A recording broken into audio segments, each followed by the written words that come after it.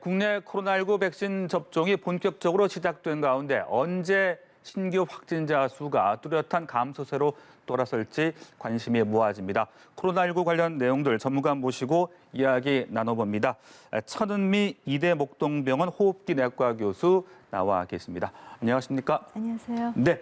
자, 우리나라에서 이제 코로나19 백신 접종이 본격적으로 시작이 됐고요. 그리고 코로나19 확진자 숫자 발표가 통상적으로 9시 반쯤에 나오는데 말이죠. 네. 아직까지 지금 발표가 나오지 않고 있습니다. 저희가 그 확진자 현황이 나오는 대로 또 바로 알려드리면서 좀 같이 이야기를 나눠보도록 하고요. 백신 이야기부터 좀 먼저 해보겠습니다. 지난 금요일 아스트라제네카 백신 그리고 어제 화이자 백신 접종이 시작이 됐습니다. 교수님 그 장면들 보시면서 어떤 생각 드셨어요? 생각보다는 굉장히 순조롭게 잘 진행이 된 것 같습니다. 기대도 있지만 또 처음 백신이어서 불안감이 많으셔서 초기에 처음 맞는 분들이 어떨까 생각했는데 맞고 나셔서는 대부분 다 편안한 마음이고 방송에서 나오신 대로 크게 부작용은 없었고 네. 약간 불편하신 경우는 근육통이나 두통이나 발열 증상이 있지만 대부분 하루 이틀이면 좋아지시는 걸로 해외 연구가 다 되어 있었고 네. 국내도 거의 비슷한 것 같습니다. 특히 이 코로나19 백신은 면역 반응 유도 때문에 젊은 층에서 증상이 더 심합니다. 그래서 아마 40대, 50대 요양병원에 계신 분들이 좀 증상이 심하실 것이고요. 네. 도리어 연세가 있는 분들은 조금 약하게 나온다고 하니까 너무 걱정하지 않으셔도 될 것 같습니다. 아직 다행히 중증 알레르기 반응에 대한 그런 보고는 없기 때문에 네. 항상 15분 이상 지켜보시고 특히 과거에 알레르기가 있었던 분은 30분 정도는 자리에서 관찰을 하는 것이 꼭 필요하겠습니다. 네. 아직까지는 그래도 순조롭게 잘 진행이 되고 네. 있는 것 같아서 참 다행이고요.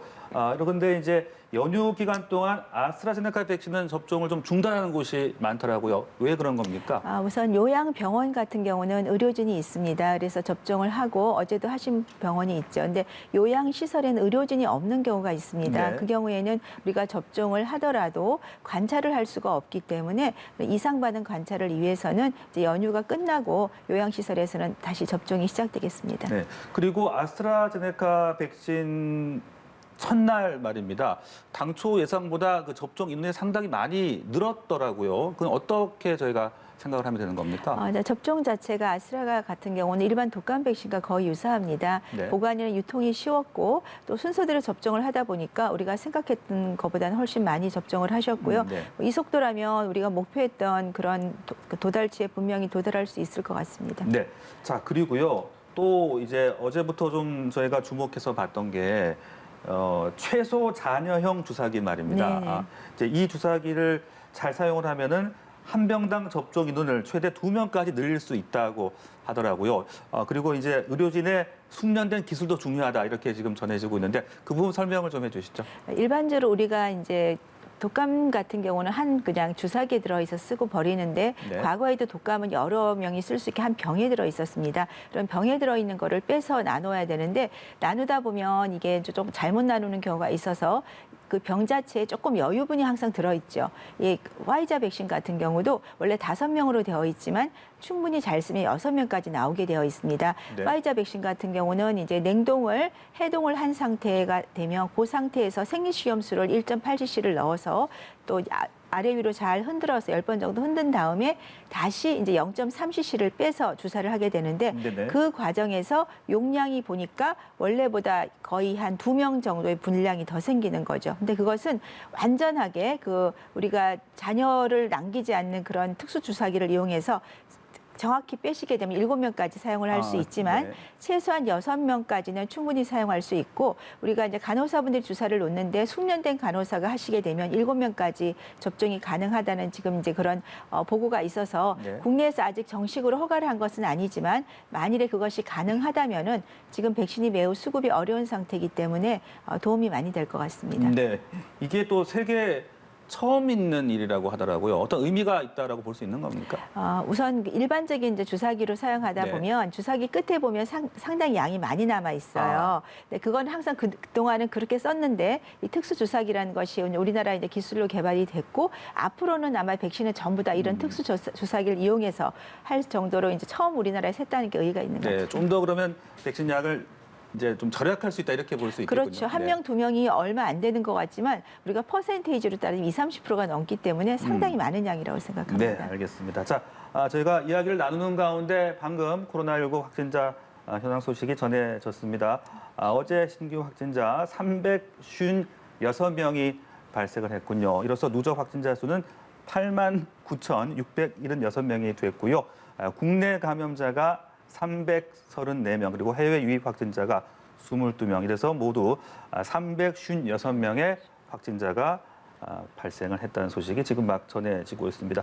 이 코로나19 확진자 수를 보면은 3,400명대에서 지금 왔다 갔다 하고 있는 것 같습니다. 참 마음 같아서는 좀 확실하게 좀 감소세로 좀 갔으면 좋겠는데 3,400명대에서 등단을 거듭하고 있는 현재 지금 확진자 추세는 어떻게 분석을 하고 계십니까? 그래도 저는 괜찮은 것 같아요. 네. 왜냐하면 연휴도 있었고 단계 완화도 한 부분에 비해서 3,400명이 유지가 되고 있고, 물론 오늘은 이제 연휴 효과가 조금 있을 겁니다. 적게 좀 나온 거는.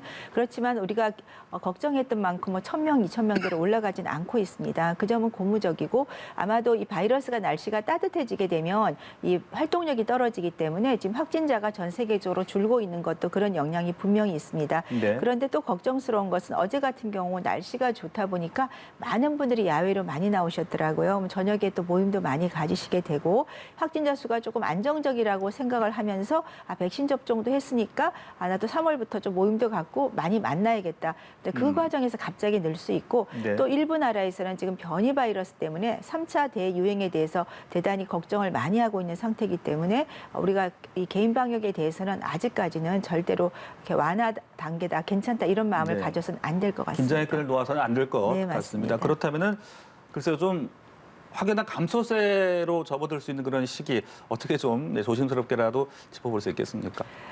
저는 백신 접종이 돼야지만 네. 이것이 안정화될 거라고 생각하고요. 우리나라가 2분기에, 그러니까 4월부터 백신 접종이 좀 많이 활발히 될 것 같습니다. 그러면 3분기에 사실은 더 많은 분이 접종하게 이제 이렇게 계획은 되어 있는데, 백신 수급이 빨라진다면 저는 2분기에 좀 더 많이 접종을 하게 되면 우리도 여름이 네. 오기 전에는 좀 일상생활에 가까운 생활로 돌아갈 수 있지 않을까 기대를 네. 합니다. 집단 감염 발생을 어떻게든 좀 조심을 해야 되겠고, 말씀하신 이제 변이 바이러스 이런 것들을 좀 저희가 계속 유의를 해야 되는 거죠. 네, 맞습니다. 네. 변이 바이러스가 사실은 영국발 바이러스에 대해서는 대부분 백신이 거의 다 효과가 있는데요. 지금 새로 나온 남아공 바이러스에 대해서 일부 백신들이 효과가 없는 경우가 있어서 그 점에 대해서 이제 많은 그 백신 개발 회사에서 지금 다시 새로운 백신을 개발하고 있기 때문에 우선 그 점은 너무 걱정하지 말고, 지금은 백신 접종을 충분히 여러 사람이 해서 네. 전파를 막는 것이 가장 효과적인 방법이라고 생각합니다. 네, 이제 이런 가운데 이제 바로 내일이 3월 아니겠습니까? 이제 우리 학생들의 등교 수업이 이제 좀 시작이 될 텐데 그런 점들이 또 불안 요인이 되지 않을까 이렇게 걱정하는 분들도 계실 것 같고, 교직원들, 교사들을 좀 접종을 시기를 좀 당겨야 되지 않느냐 이런 목소리도 있는 것 같아요. 교수님 생각은 어떠십니까? 네, 저는 뭐 당연히 좀 여유가 된다면 교사분들을 좀 접종을 했으면 좋겠습니다. 우선 아이들은 아직까지 이런 개인 방역에 대한 게 조금 어려워요. 네. 초등학교 저학년들이 주로 나오고 또 고3들은 활동이 많은 그런 나이기 때문에 교사들이 만약 접종이 가능하다면 감염 전파를 막을 수 있고, 또 어린아이들은 본인이 감염돼도 증상이 없지만 가정으로 돌아가서 가정에서도 감염을 시킬 수가 있기 때문에 그런 점에서 저는 개인적으로는 교사분들의 접종을 네. 3분기보다는 조금 이르게 앞으로 좀 접종을 하는 것도 필요하다고 생각합니다. 네. 그리고 이제 접종 대상자 이야기가 나왔습니다만은 이제 65세 이상 고령층에 대한 그 접종을 그 시기가 지금 2분기 정도로 지금 예정이 돼 있는데 이게 아스트라제네카 백신의 안전성이 보다 확실하게 입증이 된다면 조금 더 고령자에 대한 접종 시기도 좀 당길 수 있지 않느냐 이런 얘기들도 있더라고요. 네. 네, 이번에 이제 그 통계적 유의성이 좀 적어서 몇 나라에서 좀 연기를 했었고 국내에서 65세 미만만 접종을 하기로 했는데, 그렇습니다. 최근 영국 데이터에서 47만 명 에서 접종을 했더니 대단히 좋은, 그러니까 이번 예방률이 94%, 또 80세 이상은 81% 굉장히 좋게 나왔습니다. 그 자료를 바탕으로 아마 독일에서도 지금 원래 64세 미만만 하다가 네. 접종을 하기로 했고요. 저는 처음부터 사실은 접종을 할 수 있다고 생각을 했기 네네. 때문에 우리나라에서 조금 제한한 거에 대해서 이제 조금 시간이 지났고 새로운 자료가 충분히 나왔기 때문에 요양시설에 계신 분들에 대해서 저는 우선적으로 접종하는 것이 필요하다고 생각합니다. 네, 이제 안전성에 대한 보고들이 하나둘씩 더 네. 나오고 있으니까 고령층에게도 아스트라제네카 백신을 조금 더 당겨서 접종하는 방안도 좀 고려를 해볼 수 있겠다. 네, 맞습니다. 이렇게 이해를 네. 하면 될 것 같고요. 그렇다면 이제 일반 성인들은 일단은 지금 3분기 정도로 지금 네. 예정이 돼 있죠. 이게 백신의 어떤 공급, 수급 현황도 또 영향을 미칠 것 같고 대략적인 공급 현황 그리고 앞으로 이 백신 접종 대상자들의 그런 시기들이 잘 진행이 될 거라고 보십니까? 대부분 백신이 2분기부터 들어옵니다. 네. 그래서 2분기에 여러 백신이 지금 모더나, 화이자, 노바백스, 얀센이 다 들어오는 걸로 되어 있는데 네네. 그렇다면은 지금 모더나, 화이자 같은 경우도 영하 20도에서 보관이 가능해요. 2주 이상 화이자 같은 경우도 그렇다면은 모더나, 화이자 같은 경우도 과거에 비해서 훨씬 분배가 쉽고요. 또 얀센이라든지 노바백스 같은 경우는 우리가 일반적인 냉장 온도에서 보관이 충분히 가능하기 때문에 백신만 충분히 동시에 들어온다면 접종하는 것은 일반 의료기관에서 다 접종을 할 수가 있을 것 같습니다. 네. 그렇다면 2분기, 3분기로 나눌 것이 아니라 2분기 내에 뭐 2천만 명, 3천만 명에 빨리 접종을 하는 게 제일 중요하거든요. 그러니까 정부가 계획하신 것보다 네. 백신 수급만 정부에서 정말로 잘 해주신다면 우리 국민들이 저는 2분기에도 다른 나라와 마찬가지로 접종을 거의 완료할 수도 있지 않을까. 너무 희망인가요? 근데 그런 네. 생각을 갖고 있습니다. 네, 우리가 생각하고 있는 지금 대략적으로 잡아놓은 그 일정보다도 조금 더 앞당겨질 수 있다면 얼마나 좋을까. 네, 그런 맞습니다. 말씀이셨는데 그렇다면은 11월까지 우리 국민들의 집단 면역 글쎄 실현이 될 수 있을 걸로 생각하시는지 어떤 변수들을 또 우리가 유의를 해야 되겠습니까? 제일 중요한 건 백신 수급입니다. 백신 수급만 된다면 저는 11월까지 갈 이유도 없고요. 11월이면 다른 나라는 이미 그린카드 받아서 해외여행도 하고 여러 가지가 되는데 그때까지 저는 기다리는 건 조금 더 땡겨 좀 이르게 했으면 네. 좋겠다. 그 생각을 갖고 있고 네. 말씀하신 정부의 계획도라면 당연히 11월까지는 집단 면역 형성이 될 수 있고요. 또 하나는 접종률인데요. 이번에 이제 접종률의 동일이 높았던 건 주로 의료기관에서 했었기 때문에 이제 의료기관에서는 접종에 대한 동의가 높을 수밖에 없습니다. 그런데 일반 국민들에서는 아직도 불안한 분들이 상당히 있거든요. 그런 분들에 대해서 백신에 대한 항상 투명한 정보 공개라든지 부작용이라든지 그리고 백신에 대해서 언제 맞을 수 있는지에 대해서 정확히 좀 공개를 해주시면 접종률도 분명히 올라갈 거라 생각합니다. 네. 그리고 앞서 이제 2분기부터 여러 제품들 백신이 들어올 네. 거라고 말씀을 하셨는데 미 식품의약국이 존슨앤존슨의 코로나19 백신에 대해서 또 긴급 사용을 승인을 했더라고요. 그런데 이 백신이 조금 뭐 여러 가지 부작용 사례가 보고되기도 했고요. 네.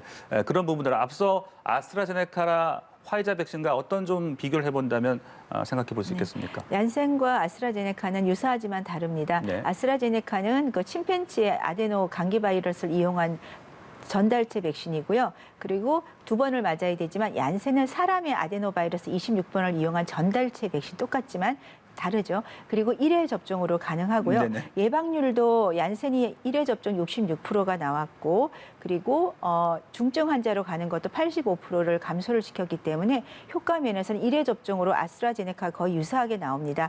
이제 대부분 처음 그 임상 연구에서는 부작용이 거의 없었고 아나필락시스도 없었는데 네. 최근 보고에 남아프리카 공화국에서 2명 정도에 대한 이런 아나필락시스 반응이 있었다는 보고가 네네. 있었습니다. 그런데 왜 그러냐면 백신에는 우리가 생각하는 그 백신엔 여러 물질이 조금 들어가 있습니다. 그런 물질에 대해서 아주 드물지만 이런 알러지 반응이 있는 분이 있기 때문에 그런 경우에는 우리가 뭐 파이자 백신이나 아스트라제네카도 마찬가지로 한 15분에서 30분 정도 대기하다가 문제가 있으면 우리가 주사를 맞으면 충분히 회복하기 때문에 염려하실 필요는 없다고 생각합니다. 네, 그리고요. 그 변이 바이러스 저희가 쭉 얘기를 했습니다만은 그렇다면은 이 변이 바이러스에 대응한 어떤 새로운 백신도 또 개발이 돼야 할 필요성이 큰 것인지 이 부분은 어떻게 봐야 되는 겁니까? 네, 지금 백신 회사들이 이제 새로운 바이러스, 변이 바이러스에 대응을 시작을 했고요. 네. 모더나나 화이자 같은 경우는 새로운 바이러스에 대한 새로운 백신 개발과 더불어서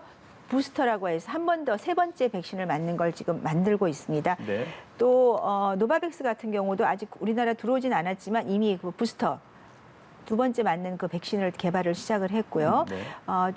그 독일 큐어백하고 영국 GSK 회사에서 어떤 백신을 지금 개발 중이냐면 차세대 mRNA 백신으로서 그러니까 코로나19 바이러스뿐 아니라 모든 대부분의 변이에도 대응을 하고 또 일반 호흡기 바이러스까지 같이 포함하는 다가 백신을 지금 개발 중이고요. 내년에 우리가 맞을 수 있도록, 그러니까 기존의 백신을 맞지 않은 분이나 백신을 맞으셔도 변이 바이러스 대응을 못하는 경우라든지 다른 호흡기 바이러스까지 다 막을 수 있는 네. 새로운 차세대 mRNA 백신까지 개발을 하고 있기 때문에 아마 앞으로는 더 좀 효과적이고 좋은 백신이 개발될 거라 생각합니다. 알겠습니다.